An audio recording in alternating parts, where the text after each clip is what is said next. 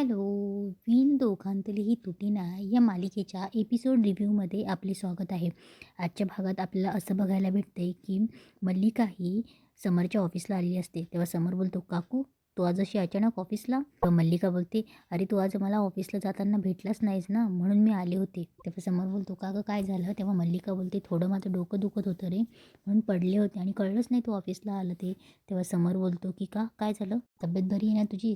तेव्हा मल्लिका बोलते, नाही नाही आता ठीक आहे, पण उठल्या उठल्या कळलं की आदिरा सासरी निघून गेली, मला न विचारताच. मला विचारूनही नाही गेली रे ती. तेव्हा समोर बोलतो, का गं नाही अगं, रोहन असा अचानक आला आणि त्यालासुद्धा जायची घाई होती म्हणून ते निघून गेले आणि तू सुद्धा झोपली होती, तर मीच म्हटलं तर कशाला तुला उठवायचं ना, आणि आदिरा इथेच गेली ना जवळ, ती मधनं मधनं येत राहील. तेव्हा मल्लिका बोलते, हो हो मी काही तसं वाईट अर्थाने बोलली नाही, लेकीचा संसार दुरुस्त होतोय ना तर मला तर बरं वाटणारच ना, पण आईचं मन असतं रे, काळजी तर वाटणारच ना, आणि लेकीचा संसार चांगला होणार आहे आणि मला माहिती आहे की माझं समर जे काही करेल ते छानच करेल. तेव्हा समर बोलतो की तू मल्लिका बोलते की लेकीचा संसार चांगला मार्गी लागतोय आणि मला माहिती आहे की माझं समर करेल ते योग्यच करेल, पण मी फक्त आदिराबद्दल बोलायला नव्हती आली. मला आनंदबद्दलही आपल्या काहीतरी कानावर आले, म्हटलं तुझ्याही कानावर घालावं म्हणून आले. तेव्हा समर बोलतो, आनंदबद्दल काय? तेव्हा मल्लिका बोलते की अरे आपला आनंद सध्या खूप टेन्शनमध्ये दिसतोय. समर बोलतो, आपला आनंद? नाही ग, मला तर काही दिसलं नाही आणि मला तो काही बोललाही नाही. तेव्हा मल्लिका बोलते, अरे खरंच पैशाची गरज त्याला म्हणून लोनसाठी काहीतरी कुठेतरी अर्ज करत होता, साधारण 25-30 लाखाची. तेव्हा समर बोलतो, काय 25-30 लाख? तेव्हा मल्लिका बोलते की अरे हो, आपल्या ऑफिसमध्ये सगळीकडे चर्चा आहे ही, मला वाटलंच होतं तुझ्या कानावर नक्की नसणार आलेलं, म्हणून मी स्वतः आली. म्हणजे खरंच तुझ्या कानावर नाही आलं का? तेव्हा समर बोलतो, नाही ग, आणि मला का नसेल त्याने सांगितलं. तेव्हा मल्लिका बोलते की कसं आहे ना समर, आनंदला ऑकवर्ड वाटलं असेल रे. तेव्हा समोर बोलतो, ऑकवर्ड आणि माझ्याशी बोलताना? तेव्हा मल्लिका बोलते, कसं आहे आपला आनंद खूप साधा मुलगा आहे रे, आणि पैशाची चणचण म्हणजे थोडं टेन्शन असेलच ना. तेव्हा समोर बोलतो, बरोबर आहे, पण मला सांगायला हवं होतं त्याने. एरी तुम्ही किती अशी भांडलं तरी मला सांगतो, पण बरं झालं काकू तुम्हाला सांगितलंस. तेव्हा मल्लिका बोलते की खरंच खूप चांगला माणूस आहे तो, तुझ्याशी प्रामाणिक आहे, आपल्या कंपनीशी अगदी निष्ठावंत आहे, अशी माणसं मिळत नाहीत. अशी माणसं जपली पाहिजेत, आणि असेल तो फायनान्शियल क्रायसिसमध्ये पण आपण त्याला जपलं पाहिजे ना, आपण पुढे आलं पाहिजे, आपण त्याला मदत केली पाहिजे. आणि हो, त्याने तुला सांगितलं नाही म्हणून प्लीज त्याच्यावर रागवू नकोस. तेव्हा समोर बोलतो, नाही ग काकू, पण आणि तू तेवढ्यासाठी आलीस, तुला पण आनंदची किती काळजी आहे ना. तेव्हा मल्लिका बोलते, अरे असणारच, तुझ्या एवढा जीवाभावाचा मित्र येतो आणि घरचाच आहे आपला, मग असणारच ना, पण तू आता त्याच्यावर रागवू नकोस. तेव्हा समोर बोलतो, नाही रागवणार, कदाचित मैत्री आणि व्यवहार आम्ही नेहमी कटाक्षाने पाळतो, कदाचित म्हणून त्याने सांगितलं नसणार, पण आता कळलं आहे ना, मी बघतो काय करायचं, त्याचा प्रॉब्लेम मी नक्की सॉल्व करेल. तेव्हा मल्लिका मुद्दामच बोलते, देव करो आणि तुमची मैत्री अशीच साबूत राहो, येते हा, तुझा जास्त वेळ घेत नाही, पण तेवढं लक्षात ठेव, चिडू नको त्याच्यावर. तेव्हा समोर बोलतो, हो हो काकू, सांभाळून जा. तेव्हा मल्लिका चालली जाते. इकडे सकाळी सकाळी सुश तिचं व्लॉग करत असते. व्लॉगमध्ये मंदाकिनी तिच्यावर चिडते की काय गं तुझं सकाळी सकाळी हाय हॅलो, काम करायला नको तिला, कामाची मदत करत जा जरा. आपली सुनबाई तर गेली आहे, माहेरी जाऊन बसले आहे. परत रोहन बॅग घेऊन येतो आणि बोलतो की तुझ्या सुनबाई ऑलरेडी आल्या आहे. तेव्हा पटकन आनंदीचे बाबा आणि सुश धावत जातात आणि बोलतात की बाप रे आदिरा, तू आलीस, सकाळी सकाळी तू उत्तम सरप्राईज दिलेस. तेव्हा मंदाकिनी तिथे येते आणि बोलते, कायमची आली आहे ना, नाहीतर मग परत काही वाटलं तेव्हा बॅग भरायची आणि जाशील निघून. त्या रोहन बोलतो की आई प्लीज. तेव्हा आदिराई बोलते, नाही आई, मी कायमची आली आणि मी अशीच तुमच्या मानगुटीवर बसणारी भूतासारखी आणि तुम्हाला सोडणार नाही आहे. तेव्हा मंदाकिनी बोलते, बघ कशी बोलते आल्या आल्या. तेव्हा रोहनचे बाबा बोलतात, सुष्मिता तुझ्या आईला सांग सुनेशी आल्या आल्या कसं बोलायचं, आणि ती काही स्वतःहून घराबाहेर गेली नव्हती, तुझ्या आईने तिला पाठवलं होतं, भाग पाडलं होतं, आणि आता आली ना ती परत, आल्या आल्या तोंडाची टकळी सुरू, तुझ्या आईला सांग थोबाड बंद ठेव म्हणून. तेव्हा आदिरा सावरून घेते की बाबा राहू द्या ना. तेवढ्यात रोहन बोलतो की आदिरा चल घरात आहे. तेव्हा रोहनचे बाबा बोलतात की अरे तुझी आदिरा घरातली लक्ष्मी आहे, तिचं येताना ऑप्शन करायला नको. तेव्हा रोहन बोलतो की तिच्या घरी ऑलरेडी आमचं ऑप्शन झालं आहे. तेव्हा असं रोहनचे बाबा बोलतात की तिच्या घरी झालं ना, पण आपल्या घरची लक्ष्मी, इथे ऑप्शन नको. सुष्मिता आरतीचं ताट घेऊन येते. तेव्हा स्वानंदीचे बाबा बोलतात की सुष्मिता येताना भाकर तुकडा घेऊन ये, सुनबाईची दृष्ट काढायची. तेव्हा सुष्मिता किचनमध्ये जाते, मंदाकिनी तिच्या मागे जाते आणि बोलते की सुष्मिता हे काय चाललंय, तू काय पुढे पुढे करते. तेव्हा सुष्मिता बोलते की मम्मा प्लीज, माझ्याकडनं चूक झाली ना तर मी प्रायचित्त करते. तेव्हा मंदाकिनी बोलते, काय प्रायचित्त करते. तेव्हा सुष्मिता बोलते की मम्मा माझ्यामुळे त्या दोघांमध्ये किती वाद झाले होते, मला त्याचं प्रायचित्त करू दे. मंदाकिनी बोलते आणि इकडे. तेव्हा सुष्मिता बोलते की मम्मा मी करते ना. तेव्हा मंदाकिनी बोलते, अरे बापरे. तेव्हा रोहनचे बाबा आदिराच्या पायावर पाणी टाकतात. तेव्हा आदिरा बोलते बाबा थांबा, सँडल काढते. तेव्हा ती सँडल काढते, ते पायावर पाणी टाकतात आणि तिला सांगतात की हळदी कुंकू तू लावून घे आणि मग तिच्यावरनं ओवाळतात आणि भाकरकुटका घेऊन तिची दृष्ट काढतात. तेव्हा आदिराला खूप इमोशनल फील होतं. सूज ताट घेऊन उभं राहते आणि बोलते सॉरी.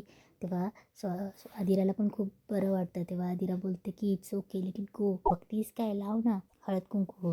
तेव्हा सुशला खूप आनंद होतो, ती ओवाळते आणि आदिरालाही खूप छान वाटत असतं. तेव्हा स्वानंदीचे बाबा बोलतात की आदिरा आता तू आत यायला काही हरकत नाही. अगं ही तुमच्या दोघांची सुरुवात आहे. आता इथून पुढे ना तुमच्या दोघांचं नातं ना फक्त आणि फक्त बहरत राहावं. तेव्हा आदिराही बोलते थँक्यू बाबा. तेव्हा स्वानंदीचे बाबा बोलतात की या ते आणि तुला सांगू का, आम्ही सगळ्यांनी तुला खूप मिस केलं. तेव्हा मंदाकिनीही बोलते मी पण. तेव्हा आदिराही बोलते की बाबा मी पण तुम्हाला खूप मिस केलं आणि स्पेशली गप्पा आणि तुमच्या हाताचा तो फक्कड चहा तळा. तेव्हा स्वानंदीचे बाबा बोलतात की ठीक आहे, मग उद्यापासून आता आपण दोघं एकत्र चहा घ्यायचा. तेव्हा रोहनचे बाबा बोलतात की आदिरा, आमच्या घरातल्या काही लोकांकडनं चुकाही झाल्या आणि त्यात तू माफ केल्यास ना, हा तुझा मोठेपणा. हा पण मी तुला वचन देतो, यापुढे तुला कसलाही त्रास देणार नाही, तुला एकटं वाटणार नाही, तुला हेल्पलेस वाटणार नाही. तेव्हा आदिराही बोलते की आय नो बाबा, तुम्ही माझी फॅमिली आहात आणि तुमचा सपोर्ट माझ्यासाठी खरंच खूप इम्पॉर्टंट आहे. तेव्हा आदिरा बोलते की बाबा जे झालं ते आपण सगळं विसरूयात ना आणि नव्याने सुरुवात करूया. बाबा आणि जे काही घडलं ना त्याच्यामुळे मी आणि आम्ही दोघंही खरंच खूप शिकलो. मी माझ्या या फॅमिलीला प्रायोरिटी देणार आहे आणि मी स्वतः इतकी स्ट्रॉंग होणार आहे ना, तर कोणीही मला बुली करू शकणार नाही आहे. सो लेट बायगॉन्स बी बायगॉन्स. तेव्हा रोहनही बोलतं की बाबा आशीर्वाद द्या आम्हाला. तेव्हा रोहनचे बाबा बोलतात हे बस बस, नेहमी नेहमी काय, आपण एक करा आता, एकमेकांचे सहकारी व्हा, एकमेकांच्या विचारांनी संसार करा, एकमेकांची काळजी घ्या आणि सुखी राहा. तेव्हा रोहन बोलतो की आई नमस्कार करतो. तेव्हा मंदाकिनी बोलते आई अरे नाही नाही नाही, राहू दे, सुखी राहा, आनंदात राहा, मजात करा. तेव्हा रोहनचे बाबा बोलतात का मग देऊच नको म्हणावं, सांग तुझ्या आईला. मनामध्ये भावना चांगली नसेल ना तर त्या आशीर्वादाला काहीही अर्थ नसतो. तेव्हा मंदाकिनी बोलते तुम्ही बोलला तेच मी बोलले ना. तेव्हा रोहनचे बाबा बोलतात की बरं आदिरा, तुम्ही दोघं आता थकून आले आहात ना, मी तुमच्यासाठी मस्त फक्कड चहा बनवतो. तेव्हा आदिरा बोलते की आर यू सिरियस, बाप रे. तेव्हा ती बोलते बाबा मी पण येते ना तुमच्याबरोबर, मला तुमचा तो फक्कड चहा शिकवाल का. तेव्हा रोहनचे बाबा बोलतात की बरं. स्वानंदी आपल्या खोलीमध्ये तिचं काम करत असते. तेवढं तिथे अर्पिता येते आणि बोलते येऊ, जरा गप्पा मारायला आली होती. तेव्हा स्वानंदी बोलते या ना, परमिशन काय घेत आहे. तेव्हा स्वानंदी बोलते काही स्पेसिफिक बोलायचे का तुम्हाला. तेव्हा अर्पिता बोलते तुझा वाढदिवस येतोय असं ऐकलंय मी. तेव्हा अर्पिता बोलते की वाव, आता तू आणि दादानी काही बाळाचं प्लॅनिंग केलं आहे का. तेव्हा अर्पिता बोलते की म्हणजे विचार करताय का असं, कारण आपलं वय वाढत चाललं आहे ना आता. तेवढे तिथे मल्लिकाही येते आणि आत्ताच्या आपल्या वयात या गोष्टी खूप कॉम्प्लिकेटेड होत जातात गं. आणि तू आणि दादा काय झालं, तू ऑफेंड झाली आहेस का. तेवढ्यात मल्लिका बोलते अप्पी काय चाललं आहे तुझं, वहिनी आहे तुझी, मानाने मोठी आहे असं बोलतात का तिच्याशी. तेव्हा अर्पिता बोलते की मम्मा मी फक्त डिस्कस केलं. तेव्हा मल्लिका बोलते की असतील ना त्यांचे प्रॉब्लेम, तुला काय.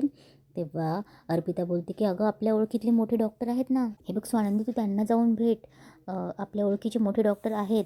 तेव्हा मल्लिका बोलते अप्पी हा विषय असा डिस्कस करण्याचा नाही आहे. तेव्हा मल्लिका बोलते तू जाईत ना आधी. तेव्हा अर्पिता बोलते ओके फाईन स्वानंदी, सॉरी तुला वाईट वाटलं असेल तर. इकडे मंदाकिनी बोलते चला बाबा, 4 दिवस सुखाची संपले, आता संपले भांडण तंटा मुक्ती केंद्र ही टॅगलाईन आता विरली. आता आपल्या बाईसाहेब आले आहेत काय, आता त्यांचं वागणं मला पटणार नाही, माझं वागणं त्यांना पटणार नाही. ती काहीतरी बोलेल मग मी काहीतरी बोलेल, मग आम्हाला दोघींना राग येणार, मग असं भांडण. तेव्हा मंदाकिनी सुशला बोलते की तुला काय एवढी लागटपणा करत होती, थोबाडीत मारले तुझ्या तिने, थोबाडीत कळलं का. सुश बोलते अरे यार सोड ना, तू कशाला प्रेशराईज करते स्वतःला. तेव्हा सुश बोलते त्यापेक्षा हा फोटो बघ ना, नंदुताईचा फोटो आहे लास्ट इयर बर्थडेचा. तेव्हा मंदाकिनी बोलते तू का बघतेस. तेव्हा सुश बोलते अगं तिचा बर्थडे येतोय ना. तेव्हा मंदाकिनी बोलते हां मग. तेव्हा सुश बोलते अगं तू याचा विचार कर की तिचा बर्थडे कसा सेलिब्रेशन करायचा, किती छान फील होईल तिला काहीतरी. तेव्हा मंदाकिनी बोलते की डोक्यावर पडलीस का, नंदुताईचा वाढदिवस इथे कसा साजरा होणार, ती गेली आहे राजवाड्यांच्या राजमहालात, आता या वर्षापासून तिचा वाढदिवस तिकडे साजरा करतील ना ते. तेव्हा सुश बोलते त्यांना माहिती असेल का. तेव्हा मंदाकिनी बोलते मला नाही माहीत. तेव्हा सुश बोलते मग त्यांना फोन कर ना, त्यांना सांग तिचा बर्थडे ते काहीतरी स्पेशल करतील. तेव्हा मंदाकिनी बोलते तुला मोठा पोळका आला गं नंदुताईचा वाढदिवस, जा तू इकडनं. मी नाही फोन करणार, त्या दिवशी नवऱ्यासमोर माझी बाजूसुद्धा नाही घेतली, मला बोलली ती, मला कसं वाटलं यापुढे माझ्या घरामध्ये पाऊलसुद्धा नाही ठेवू असं बोलली ती. असं बोलतात काहीला, मी नाही फोन करणार, जाऊ दे. इकडे समर ऑफिसमध्ये बसलेला असतो आणि त्याला मल्लिका आनंदविषयी जे सांगते ते आठवत असतं. समर अस्वस्थ असतो आणि लगेच एक फोन करतो आणि बोलतो की एक काम करा, आनंदच्या अकाउंटला तातडीने 30 लाख रुपये ट्रान्सफर करा. ते आनंद येतो आणि विचारतो की समर का केलंस तू असं. तेव्हा समर बोलतो काय केलं. तेव्हा आनंद बोलतो माझ्या अकाउंटला 30 लाख रुपये ट्रान्सफर करायला सांगितलेस. तेव्हा समर बोलतो नाही मी नाही. तेव्हा आनंद बोलतो खोटं बोलू नकोस समर, कारण की तुझ्या परमिशनशिवाय असं कोणीही करणार नाही. ही स्टँडर्ड प्रोसेस आहे आपल्या ऑफिसची, राईट. तेव्हा समर बोलतो हां केले. तेव्हा आनंद बोलतो का. तेव्हा समर बोलतो का म्हणजे गरज होती तुला. तेव्हा आनंद बोलतो तुला कोणी सांगितलं आहे, निकिताने हे सांगितलं आहे. तेव्हा समर बोलतो नाही. तेव्हा समर बोलतो ती कशाला सांगते, 1 नंबरची आतल्या गाठीची ती. तेव्हा आनंद बोलतो मग कोणी सांगितलं. तेव्हा समर बोलतो हे बघ तुला गरज आहे ते महत्त्वाचं आहे, कोणी सांगितलं कशाला विचारतोयस. तेव्हा आनंद बोलतो नाही मला नाही वाटलं. समर तुला चांगलं माहिती की मैत्रीत व्यवहार असू शकत नाही. तेव्हा समर बोलतो म्हणून तुला नाही विचारले, मी डिरेक्टली ट्रान्सफर केले. तेव्हा आनंद बोलतो अरे पण का. तेव्हा समर बोलतो हे बघ मी तुझ्यासाठी नाही केले, तुझ्या मुलांसाठी केले. तू स्ट्रेसमध्ये असताना तुझ्या घरात आनंदी राहू शकतो का तू. तेव्हा समर बोलतो जा आता बोलत बसू नकोस, जो काही प्रॉब्लेम आहे तो सॉल्व कर. तेव्हा आनंद बोलतो मी हे पैसे घेऊ शकत नाही. तेव्हा समर बोलतो आनंद. तेव्हा समर बोलतो अरे लोन म्हणून घे, तुझ्याकडे आले तर वापस कर मला. तेव्हा समर बोलतो की तेव्हा आनंद बोलतो की मी आपल्या मैत्रीत व्यवहार नाही करणार समर, मला तो नको आहे आणि बॉस म्हणून मी तुझे उपकार नाही घेऊ शकत, त्यामुळे मला ते पैसे नको आहेत. तेव्हा समर बोलतो उपकाराची भाषा करतोस तू, बरं मला सांग तरी की एवढी काय अडचण आहे, मित्राला सांगू शकत नाहीस तू. तेव्हा आनंद बोलतो जाऊ दे ना यार. तेव्हा समर बोलतो ठीक आहे मी निकितालाच विचारतो. तेव्हा आनंद बोलतो नाही नाही मी सांगतो. तेव्हा आनंद बोलतो काय नाही नवीन फ्लॅट बुक केला आहे, आधीचा फ्लॅट कमी पडतो आहे, पण मी डाऊन पेमेंटसाठी मला पैसे हवे होते, पण मी पर्सनल लोनसाठी अप्लाय केलं आहे. तेव्हा समर बोलतो आनंद पर्सनल लोन तुला माहिती आहे ते किती व्याज घेतात ते, त्यापेक्षा मी दिलेला पैसा वापर, हवं तर व्याजाने मला पैसे परत दे, बस हा व्यवहार आहे, याच्यात मी मैत्री आणत नाही आहे. तेव्हा आनंद बोलतो तुला माहिती आहे मी हे पैसे नाही घेऊ शकत, माझी काही तत्व आहे, हे पैसे मी तुला रिटर्न करेल. तेव्हा समर बोलतो की बालिशपणा बंद कर. तेव्हा समर बोलतो मी पुन्हा सेंड करेल. तेव्हा आनंद बोलतो की तू जेव्हा सेंड करशील मी परत तुला पुन्हा सेंड करून देत जाईल, कारण की माझे ते तत्व आहे आणि मी त्याच्यावर ठाम आहे, मी तुला ते पैसे रिटर्न करणार. आणि आनंद तिथून निघून जातो. इकडे मल्लिका स्वानंदीला विचारते वाईट वाटलं असेल ना तुला. तेव्हा स्वानंदी बोलते इट्स ओके. तेव्हा मल्लिका बोलते की अप्पी पण ना मैत्रीच्या नात्याने तुला विचारायला आली आणि तिच्या वतीने मी सॉरी म्हणते. हां कसं आहे ना अप्पीचं लग्न खूप लहान वयात झालं आणि तिला दिवसही लवकर गेले. सासरी तिचं एवढं कौतुक झालं काय तुला सांगू, आणि इथे आम्ही तिचं खूप कौतुक केलं, त्यामुळे तिला तसं वाटलं असेल की तुझ्यासोबतही तसं व्हावं, पण आमच्या घरात तसं काही नाही. पहिले होतं तसं प्रेशर वगैरे, पण आता तसं काही नाही. तशी पुढारलेली फॅमिली आणि आईंचे विचारही पुढारलेले, त्याच्यामुळे तू तेवढं त्याचं काही प्रेशर घेऊ नको. हां तसंही समोरच्या पुढचा वारस कोण या राजवाडी घराण्याचा असे प्रश्न उठतीलही, पण इट्स ओके ना, एवढं काय, त्याला माझा फुल सपोर्ट आहे. आणि यू टेक युअर टाईम, तुम्ही घ्या तुमचा वेळ. आणि कसं आहे बाळ होणं हे प्रत्येकाच्या नशिबात नसतं. इट्स ओके, तिचं म्हणणं म्हणायला लावू नको, घेऊ येते मी, सोडून दे हा विषय. अशा प्रकारे मल्लिका थिणगी टाकून निघून जाते आणि इथेच आजचा एपिसोड संपतो.